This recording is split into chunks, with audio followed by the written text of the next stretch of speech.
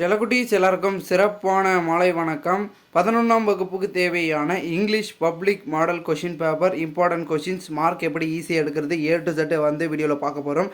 வீடியோக்குள்ளே போகிறதுக்கு முன்னாடி நீங்கள் நம்மளுடைய சேனலுக்கு புதிய பார்வையாளர்லாம் இருந்தீங்கன்னா மறக்காம சேனலை சப்ஸ்கிரைப் பண்ணிட்டு கூட இருக்க பெல் ஐக்கனை ஆல்ல செட் பண்ணி வச்சுங்கப்பா. இப்போ வாங்க வீடியோக்குள்ளே போயிடலாம்.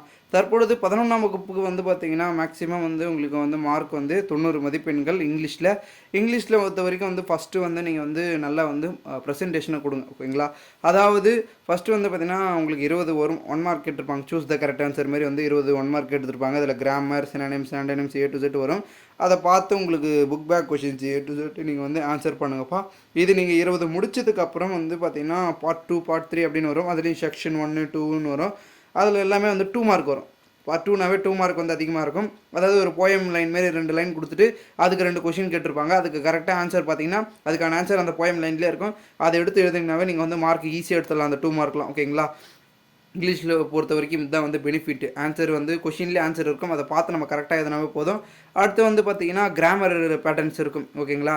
அதாவது வந்து பார்த்திங்கன்னா சேஞ்ச் த வாய்ஸ் அண்ட் வந்து டைரக்ட் ஸ்பீச், இன்டைரக்ட் ஸ்பீச்சு, அந்த வந்துன்னா ஆக்டிவ் வாய்ஸ், பேசிவ் வாய்ஸ், அது மாதிரி நீங்கள் வந்து மாற்றுறது இருக்கும். சென்டென்ஸ் மேக்கிங், ரீரைட் சென்டென்ஸு நிறைய இருக்கும் கிராமரு. அது வந்து பார்த்திங்கன்னா 3, ஓகேங்களா. அதாவது எனி 3 எழுத சொல்லுவாங்க, 4 கொடுத்துட்டு 3 எழுத சொல்லுவாங்க கிராமர் பேட்டர்னில். அதை நீங்கள் பார்த்து கரெக்டாக எழுதிக்கோங்க. அண்ட் அடுத்ததான் வந்து பார்த்தீங்கன்னா பார்ட் 3ல் வந்து பார்த்தீங்கன்னா 3 மார்க் கொடுத்துருப்பாங்க. அதையும் நீங்கள் வந்து பார்த்தீங்கன்னா 2 எழுதுகிற மாதிரி வந்து ஆப்ஷனை கொடுத்துருப்பாங்க. அண்ட் நெக்ஸ்ட்டு வந்து பார்த்தீங்கன்னா 3 மார்க்ஸ் அதிகமாக இருக்கும். அதுக்கப்புறம் வந்து பார்த்தீங்கன்னா செக்ஷன் 3க்கு மேலே வந்து உங்களுக்கு ஈஸியாக இருக்கும், ஓகேங்களா. என்ன இருக்குன்னா அதாவது ஃபில் இன் த பிளாங்க்ஸ் மாதிரி கொடுத்துருப்பாங்க. அண்டு அடுத்து 5 மார்க்ஸ் ஸ்டார்ட் ஆகிடும், ஓகேங்களா. பார்ட் 4 வந்தவுடனே அதாவது பேராகிராஃப் ரைட்டிங் ஒரு 2 கொஷின் கொடுத்துட்டு ஏ ஆர் பின்னு கொடுத்துருப்பாங்க. அதில் உங்களுக்கு எந்த கொஷின் தெரியுமோ அதை எழுதணும்.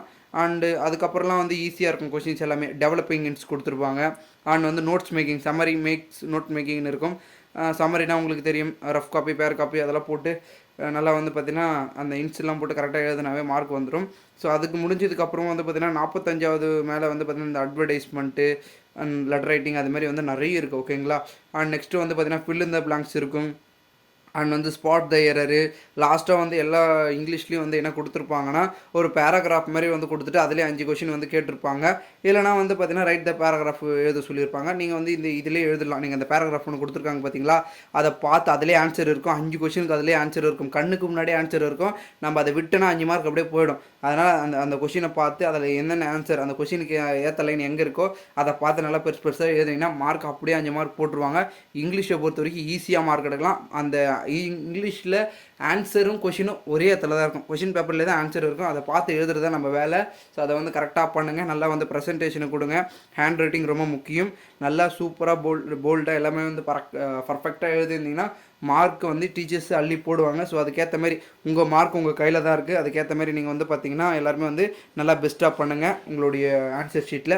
ஓகே ஸ்டூடெண்ட்ஸ், இது இம்பார்ட்டன்ட் கொஷின்ஸ், இது ஜஸ்ட் மாடல் கொஷின் பேப்பர். இதில் இருக்கக்கூடிய ஒரு சில கொஷின்ஸ் வருவதற்கான வாய்ப்புகள் இருக்குது. அண்ட் மேலும் வந்து பார்த்தீங்கன்னா உங்களுக்கு important question model question paper இன்னும் வேணுன்னா கமெண்ட் பண்ணுங்கள். நான் வந்து டெலகிராம் குரூப்பில் வந்து போடுறேன். இந்த வீடியோவில் இருக்கக்கூடிய கொஷின் பேப்பரை பிடிஎஃபாக நம்மளுடைய டெலகிராம் குரூப்பில் கொடுத்துருக்கேன். அதோட லிங்க் டிஸ்கிரிப்ஷனில் இருக்குது, நீங்கள் ஜாயின் பண்ணிக்கோங்க. அங்கேயும் வந்து A to Z வந்து கொடுக்குறேன்.